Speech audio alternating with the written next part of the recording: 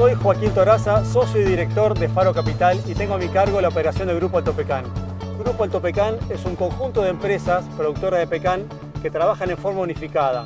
Están ubicadas en la localidad de Villa Paranacito, en la provincia de Entre Ríos, en Argentina. La superficie plantada alcanza las 1.500 hectáreas, lo que nos convierte en la superficie más grande del hemisferio sur. Se trata de un monte de árboles jóvenes que han ido plantando en sucesivas etapas desde el año 2008 hasta la fecha y seguimos creciendo año a año con mayor plantación. Estamos ubicados en una zona mayormente húmeda y tenemos planes de expansión también a zonas secas hacia el oeste del país. Exportamos el 100% de nuestra producción y también comercializamos nuez de terceros. Contamos con una planta propia de acondicionamiento donde se realizan las tareas de limpieza, secado y clasificación. Por lo tanto, tenemos bajo control todas las etapas vinculadas con la producción de la nuez con cáscara. Asimismo, contamos con acuerdos con empresas descascaradoras para poder ofrecer también pecan pelado.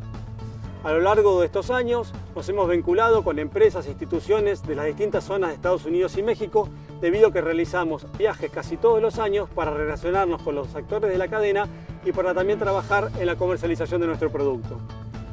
En nombre de la empresa, agradezco la invitación a participar en el Día del Nogalero para contarles acerca de lo que es la producción de pecan en la Argentina.